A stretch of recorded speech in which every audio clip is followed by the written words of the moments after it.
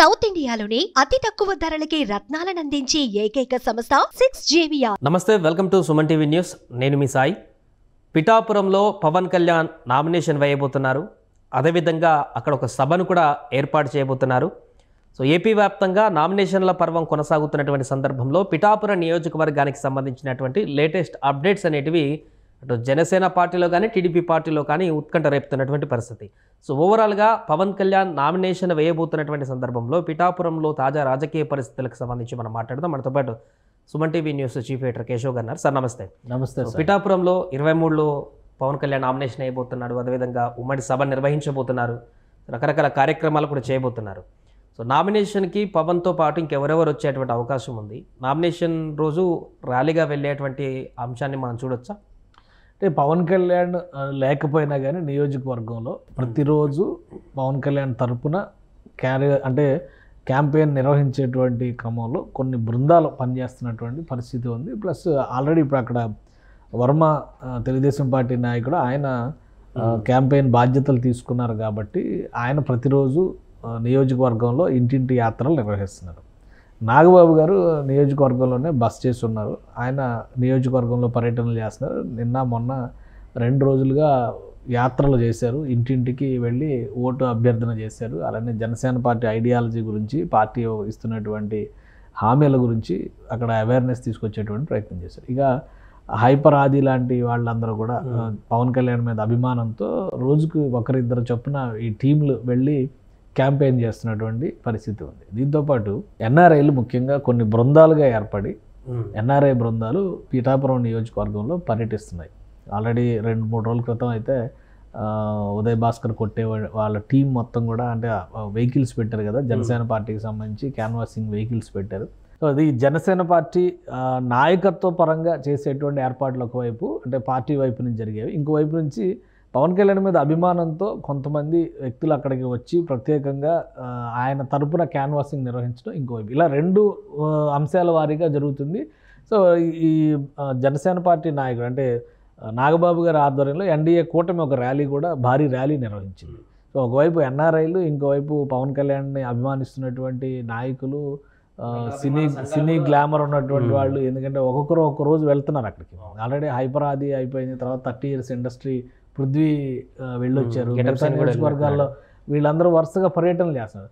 పిఠాపురం పైన ఆ ఫోకస్ ఉంది. అందుకనే పవన్ కళ్యాణ్ ఇప్పుడు రాష్ట్ర వ్యాప్త పర్యటనల పైన ఫోకస్ పెట్టారు. ఆయన ఇప్పుడు రోజుకి 2 నియోజకవర్గాల్లో 2 సభలు నిర్వహించుకుంటూ వెళ్ళాలి. ప్రతిరోజు 2 సభలు నిర్వహించేటువంటి ప్రయత్నం చేస్తున్నారు. ఆల్రెడీ చంద్రబాబు నాయుడుతో కలిసి చేసినటువంటి యాత్రలు చూసాము. ఇప్పుడు ఆయన ఇండివిజువల్గా మళ్ళీ 2 చోట్ల రోజుకు 2 చోట్ల సభలు నిర్వహించేలాగా ఒక ప్రణాళికతో ఆయన ముందుకు వెళ్తున్నారు.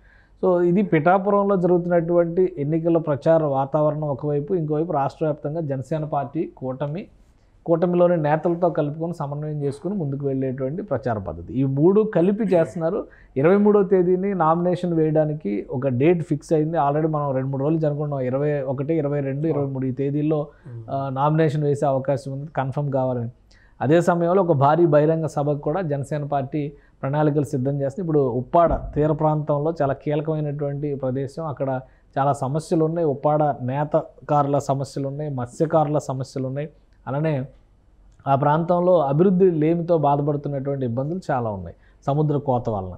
సో వీటన్నిటిని దృష్టిలో పెట్టుకొని ఉప్పాడలో భారీ సభ నిర్వహించడానికి ప్రణాళికను సిద్ధం చేసుకున్నారు. పవన్ కళ్యాణ్ నామినేషన్ వేసిన తర్వాత ఆయన ర్యాలీగా సభకు వెళ్ళేటువంటి అవకాశాలు ఉన్నాయి. అక్కడ మెగా ఫ్యామిలీ కానీ మెగా ఫ్యామిలీ వైపు నుంచి ఎవరైనా వస్తారా అనేది ఇప్పుడు చర్చ నడుస్తుంది. ఎందుకంటే చిరంజీవి అభిమాన సంఘాలు కూడా ఇప్పుడు క్షేత్రస్థాయిలో అక్కడ పనిచేస్తున్నాయి, పిఠాపురంలో పనిచేస్తున్నాయి. వీళ్ళందరూ ఒక ఎత్తు, మళ్ళీ చిరంజీవి అభిమాన సంఘాలు, రామ్ చరణ్ అభిమాన సంఘాలు వీళ్ళందరూ కూడా అక్కడ యాక్టివ్గా ఉన్నటువంటి పరిస్థితి ఉంది. కాబట్టి సో సభ పైన ఎక్కువ అటెన్షన్ ఉంది.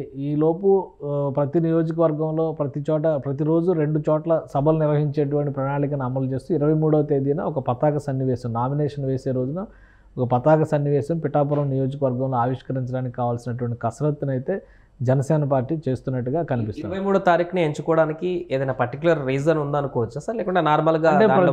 ఇప్పుడు అందరూ కూడా డేట్ వైజ్గా, ముహూర్త బలం వైజ్గా వాళ్ళ పేరును బట్టి, జన్మ నక్షత్రాలను బట్టి చూసుకున్నారు. కాబట్టి బహుశా పవన్ కళ్యాణ్ గారు కూడా అలాంటి ఈరోజు చంద్రబాబు నాయుడు గారి నామినేషన్ ఉంది కుప్పంలో.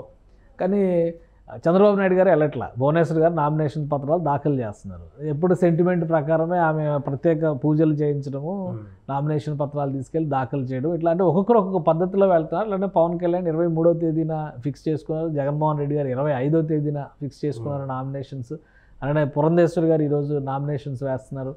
సో బాలకృష్ణ నామినేషన్ రేపు ఉన్నట్టుంది, బహుశా బాలకృష్ణది ఇవాళే ఉన్నట్టుంది బాలకృష్ణది కూడా. సో అంటే ఆయన యాత్ర కంప్లీట్ అయిన వెంటనే ఆయన కూడా స్వర్ణాంధ్ర యాత్ర చేస్తున్నారు కదా, అది అయిన వెంటనే వేయాలనుకున్నారు. సో అలానే ముహూర్త బలం అనేటువంటి దాని దృష్టిలోనే బహుశా పవన్ కళ్యాణ్ గారు ఆ డెసిషన్ తీసుకొని ఉండొచ్చు. ఇక ఇప్పుడు జనసేన పార్టీకి వస్తున్నటువంటి సమస్య ఏంటంటే పరిమిత స్థానాల్లో పోటీ చేస్తున్నారు అనేటువంటి విమర్శ, అసంతృప్తుల ఇది, పార్టీ మారేటువంటి నాయకులు ఇవన్నీ ఉన్నాయి కాబట్టి కొద్దిగా అవన్నీ సర్దుబాట్లు చేసుకోవడం ద్వారా ఆయన ఆల్రెడీ బీఫామ్స్ ఇచ్చేశారు లీడర్స్ అందరికీ, 21 మంది ఎమ్మెల్యే అభ్యర్థులకి, అంటే ఆయనతో కలుపుకుంటే 21 మంది, ఇంకొక 2 ఎంపీలకి. సో మొత్తం 23 మందికి సంబంధించినటువంటి బీఫామ్స్ అన్నీ కూడా ఆయన దాఖలు పరిచేశారు. కాబట్టి వాళ్ళందరూ ఎవరి సమయానికి వాళ్ళు అనుకూలంగా చేసుకుని మార్పులు చేర్పులు కూడా లేవనేటువంటి ఇండికేషన్ జనసేన పార్టీలో ఇచ్చేసినట్టుగా కనిపిస్తుంది.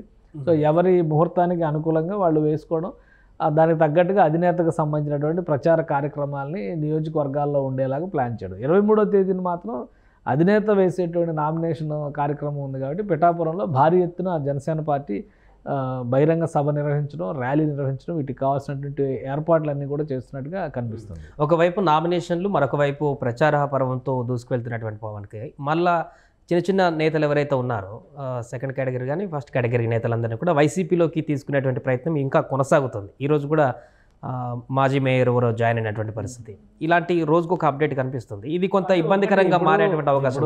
175 నియోజకవర్గాల్లో పోటీ చేస్తారు అనేటువంటి ఒక ఆలోచనతో చాలామంది పార్టీలో చేరిన వాళ్ళు ఉంటారు, ఆశావాహులు ఉంటారు. తర్వాత పరిమిత సంఖ్యలో అన్నప్పుడు కూడా 40-50 నియోజకవర్గాల్లో అవకాశం ఉంటుంది అనేటువంటి అంచనాలతో ఉన్న వాళ్ళు ఉన్నారు. కానీ ఫైనల్గా బీజేపీ జనసేన కూటమిగా ఏర్పడిన తర్వాత అది 21 అసెంబ్లీ స్థానాలకి, 2 పార్లమెంట్ స్థానాలకి పరిమితమైనటువంటి నేపథ్యంలో ఎక్కువ మందిలో అసంతృప్తి ఉంటుంది. కానీ ఈ అసంతృప్తి ఉన్న వాళ్ళందరూ ఖచ్చితంగా నామినేషన్ వేస్తే గెలుస్తారంటే ఎవరో గ్యారంటీ ఇచ్చే పరిస్థితి లేదు. ఎందుకంటే ఈ 21 నియోజకవర్గాల్లోనే గ్రౌండ్ రిపోర్ట్స్ తెప్పిస్తే 3-4 చోట్ల ఇబ్బందికరమైనటువంటి పరిస్థితులు ఉన్నాయని చెప్పిన అవినిగడ్డ లాంటి కీలకమైన నియోజకవర్గంలో కూడా మళ్ళీ మండలి బుద్ధప్రసాద్ని పిలిచి పార్టీలో చేర్చుకుని ఆయన టికెట్ ఇవ్వాల్సిన పరిస్థితి ఏర్పడింది. ఎందుకు అంటే గెలుపు అనేది ఇక్కడ ఇంపార్టెంట్ కాబట్టి ఆ విషయంలో జనసేన అధినాయకత్వం కూడా ఒక నిర్ణయం తీసుకోవాల్సినటువంటి పరిస్థితి వచ్చింది. ఇప్పుడు కాకినాడ మాజీ మేయర్ సరోజ ఈరోజు వైసీపీలో చేరారు. అలా అంటే ఇప్పుడు ఆమెకు టికెట్ ఇస్తే గెలుస్తారా?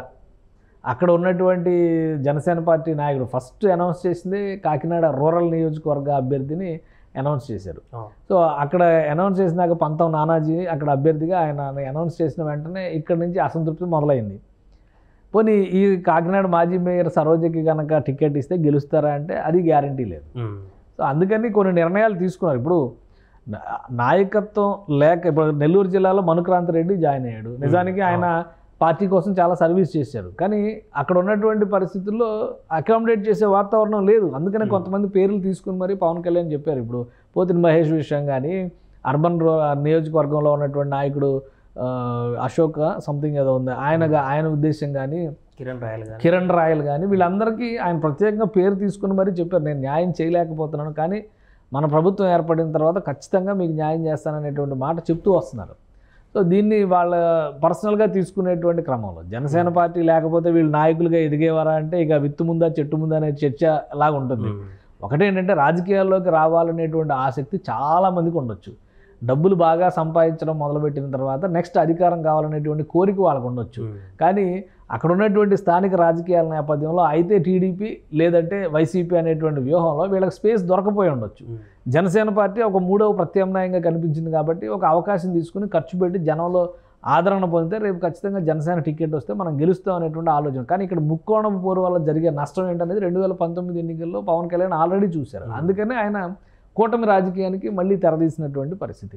కాబట్టి ఈ కూటమి రాజకీయం పైన అసంతృప్తి ఉన్నవాళ్ళు వైసీపీలోకి వెళ్తే ఇప్పుడు ఎలక్షన్స్ కాబట్టి రేపు వైఎస్ఆర్సీపీలో ఒకటే ఆప్షన్ ఉంది. అక్కడ కాంగ్రెస్లోకి వెళ్ళే ప్రయత్నం కూడా చాలా తక్కువ మంది చేస్తున్నారు. వైసీపీలో అసమ్మతివాదులందరూ కాంగ్రెస్లోకి వెళ్తున్నారు, జనసేన టీడీపీలో అసమ్మతివాదులందరూ వైసీపీలోకి వస్తున్నారు. సో ఏం జరగబోతుంది అనేది రేపు ఎన్నికల ఫలితాల్లో ఇది ఒక ఆసక్తికరమైనటువంటి ఈక్వేషన్గా కనిపిస్తుంది. కానీ వెళ్ళినంత మాత్రాన్ని వీళ్ళందరికీ ఇప్పుడు బొంతు రాజేశ్వరరావు అని ఆయన 2 సార్లు వైసీపీ అభ్యర్థిగా రాజోలు నియోజకవర్గం నుంచి పోటీ చేసి ఓడిపోయారు. ఇప్పుడు ఆయన జనసేన పార్టీ టికెట్ ఆశిస్తూ జనసేన పార్టీలోకి వచ్చారు. చివరి నిమిషంలో వేసినటువంటి అంచనాల ప్రకారం బొంతు రాజేశ్వరరావుని పక్కన పెట్టి వేరొక అభ్యర్థికి దేవవరప్రసాద్కి జనసేన పార్టీ టికెట్ ఇచ్చింది. మళ్ళీ బొంతు రాజేశ్వరరావు వెళ్ళి వైసీపీలో చేరడం వల్ల ఆయనకి కలిగే ప్రయోజనం ఏంటి అంటే జనసేన అభ్యర్థిని ఓడించాలనేటువంటి సంకల్పం తప్పితే అక్కడ కొత్తగా కలిసి వచ్చేటువంటి ప్రయోజనం లేదు. ఎందుకంటే 2 సార్లు నువ్వు ఓడిపోయావు కాబట్టి రాపాక వరప్రసాద్ని జనసేన నుంచి గెలిచిన అభ్యర్థిని తీసుకుని వైసీపీ తన అభ్యర్థిగా తన క్యాండిడేట్గా తన ఇన్ఛార్జిగా పెట్టుకోవడం వల్ల నువ్వు పార్టీ నుంచి బయటకు వచ్చి జనసేనలో చేరావు. ఇప్పుడు జనసేనలో టికెట్ రాలేదు కాబట్టి మళ్ళీ వైసీపీలోకి వెళ్తే రాపాక వరప్రసాద్ కూడా అక్కడ ఉన్నటువంటి ఈక్వేషన్స్ ప్రకారం ఆయన గెలవడాన్ని ఉద్దేశిస్తే ఆయన ఎంపీ అభ్యర్థిగా నిలబెట్టాలి, అమలాపురం ఎంపీ అభ్యర్థిగా నిలబెట్టాలని వైసీపీ నిర్ణయించిన ఆయన కూడా అసంతృప్తితో ఉన్నారు. సో అక్కడ వేరొక అభ్యర్థి టీడీపీ నుంచి పోటీ చేసి గత ఎన్నికల్లో ఓడిపోయినటువంటి గొల్లపల్లి సూర్యారావుకి వైసీపీ టికెట్ ఇచ్చింది. సో ఈ చెస్ గేమ్ అంతా కూడా ప్రజలు చూస్తలేదా? ప్రజలకి ఆలోచన రాదా? వీళ్ళందరూ ఇటు నుంచి అసలు పార్టీలు మారడమే ఒక పెద్ద క్రైమ్. పార్టీలు మార్చి మళ్ళీ వాళ్ళకే దండలేసి మీరు టికెట్లు ఇవ్వడం వల్ల మేము ఓటేసే పరిస్థితి లేదని చాలా నియోజకవర్గాల్లో అసంతృప్తి వ్యక్తం చేస్తున్నారు. ఎందుకంటే నిన్నటి వరకు వైసీపీ కండువా కప్పుకొని తిరిగిన వాళ్ళు ఈరోజు కూటమిలోకి వచ్చినంత మాత్రాన వాళ్ళు ఉత్తమ పురుషులు కారు అనేటువంటి లెక్కే కదా తిరుపతి నియోజకవర్గంలో జనసేన ఇబ్బంది పడుతుంది. అలానే టీడీపీ కూడా కొన్ని చోట్ల అభ్యర్థులు తీసుకోవడం వల్లే కదా నెగిటివిటీ వస్తుంది. సో ఇప్పుడు వీళ్ళు ఇటు రావడం వల్ల కలిగే ప్రయోజనం ఎవరికి ఉంటుంది?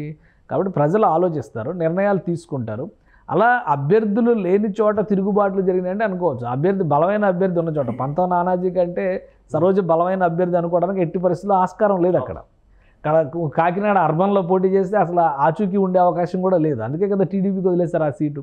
సో టీడీపీ అభ్యర్థి ఖచ్చితంగా జనసేన బీజేపీ నాయకులు అందరినీ కలుపుకుని ముందుకెళ్తే గెలుపు అవకాశాలు ఉండొచ్చు, కలుపుకోకుండా ముందుకెళ్తే ఓడిపోవచ్చు ఆయన కూడా. సో అక్కడ కూడా అలాంటి నెగిటివ్ ఫీడ్బ్యాక్ వస్తుంది. కొండబాబుకి అక్కడ అభ్యర్థిగా డిసైడ్ చేశారు, మిత్రపక్షాలను కలుపుకోకుండా ఆయన ఒంటరిగా ముందుకెళ్ళి తనంతట తానే ప్రచారం చేసుకుంటున్నారనేటువంటి నెగిటివ్ ఫీడ్బ్యాక్ గ్రౌండ్ లెవెల్లో వస్తుంది. సో ఇవన్నీ అసంతృప్తులన్నీ కామన్గా ఉండేటువంటి అంశాలు. కానీ దీన్ని ఆధారంగా చేసుకుని పిఠాపురంలో జడ్జిమెంట్ చేస్తామంటే కుదరదు. ఇప్పుడు ఆమె సరోజ పార్టీలో చేరిన వెంటనే పిఠాపురంలో పవన్ కళ్యాణ్ ఓడిపోతారని చెప్తుంది. ఆమెకు సంబంధం లేని నియోజకవర్గం, ఒక రకంగా చెప్పాలంటే పక్కన నియోజకవర్గం కావచ్చు, కానీ ఆమె ఓడిపోతారు, ఓడిచ్చేందుకు నేను ప్రయత్నిస్తానని చెప్పాను. సరే, ఎవరి ఎజెండాలు వాళ్ళకు ఉంటాయి కాబట్టి జనసేనకు కూడా ఒక ఎజెండా ఉంటుంది, జెండా ఉంటుంది కాబట్టి వాళ్ళ రాజకీయం వాళ్ళు చేస్తారు. అదే వ్యూహంలో భాగంగా చూస్తే జనసేన పార్టీ అధినేత 21 నియోజకవర్గాల్లో గెలిపించుకోవడమే లక్ష్యంగా ఇప్పుడు ప్రతిరోజు 2 సభల చొప్పున ప్రతి నియోజకవర్గాన్ని టచ్ చేయాలి 20 రోజులు అనేటువంటి ఒక ప్రణాళికతో ముందుకెళ్తున్నాడు ఆయన. అంటే ప్రతిరోజు 2 సభలు పెడితే 20 నియోజకవర్గాల్లో జనసేన పార్టీ నియోజకవర్గాల్లోనే ఆయన ప్రచారం చేస్తే ప్రతి నియోజకవర్గానికి 2 సార్లు వెళ్ళే అవకాశం ఉంటుంది. కాబట్టి ఒక వ్యూహం ప్రకారం పవన్ కళ్యాణ్ వెళ్తున్నారు. అట్ ద సేమ్ టైం తన సొంత నియోజకవర్గంలో ఆల్రెడీ 4 రోజులు బస చేశారు, క్యాన్వాస్ చేశారు.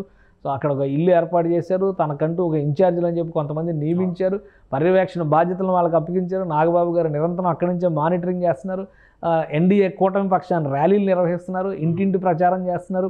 ఆల్రెడీ వంగాగీత కూడా పాపం 4 రోజుల నుంచి ఆమె ప్రచారం చేసి ఇప్పుడు వడదెబ్బకు గురైంది, ఆమె రెస్ట్లో ఉన్నారనేటువంటి మాట చెప్తున్నారు. కాబట్టి మనుషులు అన్న తర్వాత ఏదో ఒక సమస్యలు వస్తాయి కదా.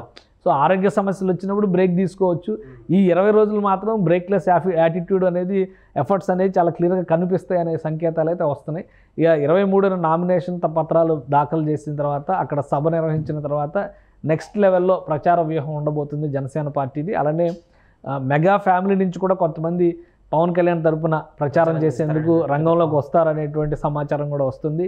అలానే నాగబాబు అక్కడ పూర్తి స్థాయిలో మకాం వేసి ఉంటారు. ఆయన నియోజకవర్గ పర్యవేక్షణ బాధ్యతలు పార్టీ తరపున తీసుకుంటారు, ఆ చుట్టుపక్కల నియోజకవర్గాలు. ఎందుకంటే పక్కన ఉన్నటువంటి కాకినాడ రూరల్లో కూడా జనసేన అభ్యర్థి బరిలో ఉన్నారు, అక్కడ కూడా ఆయన మానిటరింగ్ చేస్తారు. ఇటు తూర్పుగోదావరి అంటే రాజమండ్రి సమీపంలో ఉన్నటువంటి రాజానగరం సీటు విషయంలో కానీ ఇవన్నీ కూడా వాళ్ళు పర్యవేక్షణ చేసేందుకు కావాల్సినటువంటి జాగ్రత్తలు తీసుకుంటున్నారు. కాబట్టి పబ్లిక్ రియాక్షన్ ఎలా ఉంటుంది, వీళ్ళు చెప్పేటువంటి ఎజెండా, మళ్ళీ ప్రధానమంత్రి మోడీ వస్తారు, ఆయన కూడా సభలు నిర్వహించబోతున్నారు.